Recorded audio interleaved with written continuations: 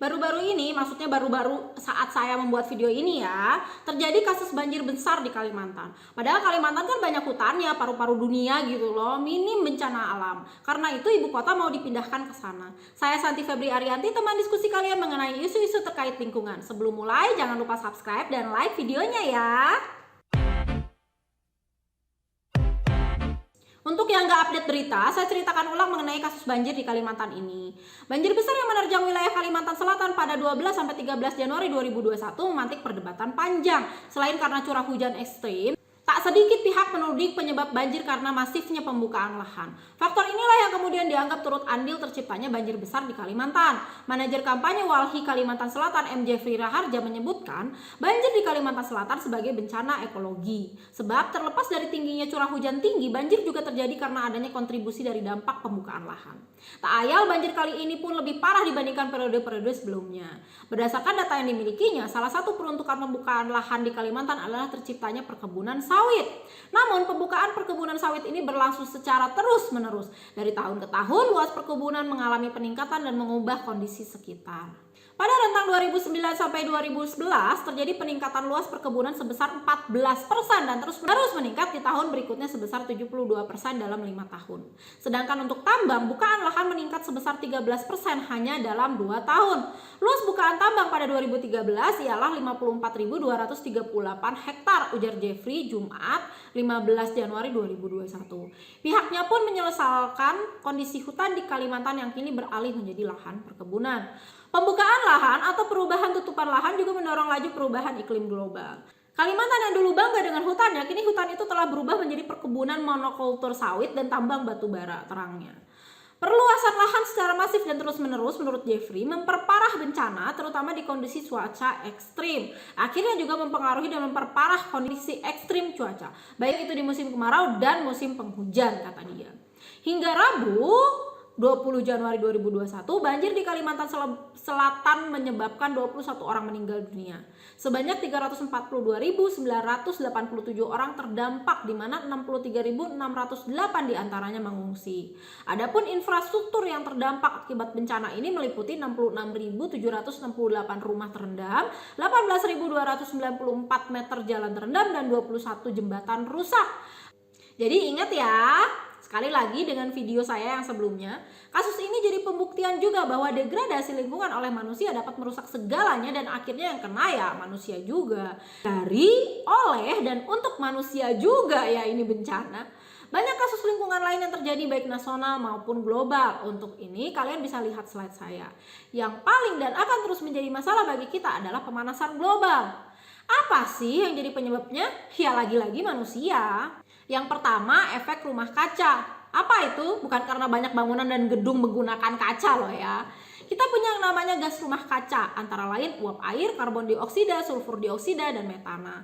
Gas-gas ini menyerap dan memantulkan kembali radiasi gelombang cahaya matahari yang dipancarkan bumi. Akibat adanya gas-gas inilah bumi menjadi hangat. Perbedaan antara siang dan malam tidak menjadi terlalu ekstrim.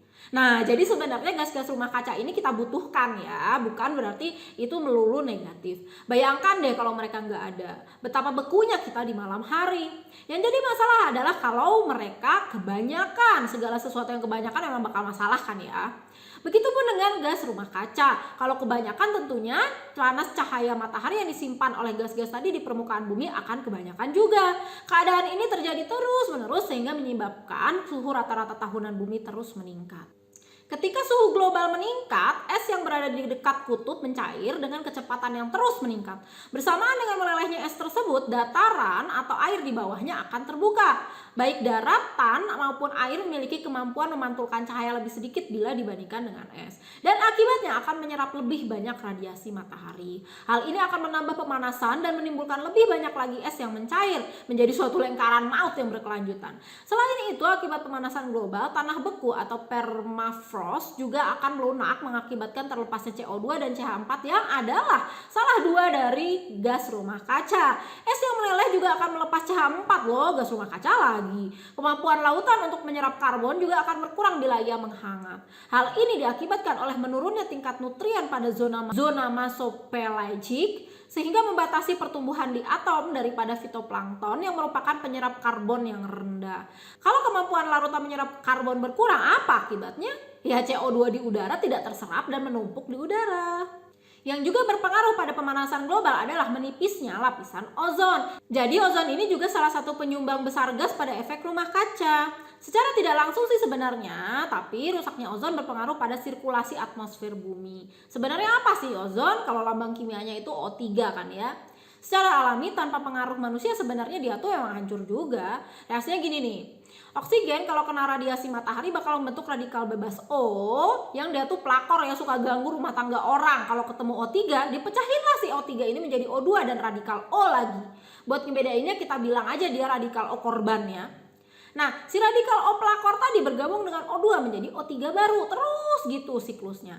Nah, kalau memang secara alaminya hancur berarti penipisan ozon bukan karena manusia dong. Nah, coba ya CFC dan HCFC misalnya adalah penyumbang terbesar dari rusaknya lapisan ozon. Manusia menggunakan CFC sebagai freon dalam mesin pendingin seperti AC. Jadi setiap kalian menggunakan AC akan melepaskan CFC yang merupakan senyawa radikal bebas ke udara. HCFC juga merupakan pelarut dalam industri. Jika tanpa gangguan manusia, perusakan ozon tadi berlangsung terus dan pembentukan O3-nya juga berlangsung terus. Nah, dengan adanya radikal bebas tambahan dari manusia, hancurnya O3 akan jauh lebih cepat dan banyak dari pembentukan O3-nya. Inilah yang menyebabkan bolong-bolongnya lapisan ozon. Penipisan lapisan ozon berpengaruh pada iklim di belahan bumi bagian selatan, terutama wilayah kutub selatan. Hal ini terjadi karena ozon merupakan penyumbang besar gas pada efek rumah kaca. Kerusakan ozon bisa membuat lapisan stratosfer menjadi lebih dingin. Kondisi stratosfer yang demikian akan berpengaruh pada pergerakan angin yang lebih cepat di sekitar kutub, bahkan yang lebih berbahaya bisa menjangkau garis khatulistiwa dan berimbas pada siklusasi tropis dan curah hujan di garis lintang yang lebih. Intinya ya perubahan iklim. Ingat lagi ya, iklim berubah ya biomasanya juga ikut berubah. Kanker kulit, virus-virus jadi lebih cepat bermutasi, penyakit bermunculan. Mungkin COVID ini juga salah satu akibatnya ya. Oke, sekarang tugas kalian adalah ambillah gambar atau foto kasus kerusakan lingkungan. Sebenarnya saya pengennya di sekitar kalian, cuman karena ini kita lagi harus di rumah aja, jadi ya ambil aja dari internet. Gambar dan foto kasus kerusakan lingkungan dari internet. Buatlah analisis penyebab dan upaya yang dapat dilakukan untuk menanggulangi sesuai ilmu kalian. Kumpulkan lewat e-course. Thank you for watching.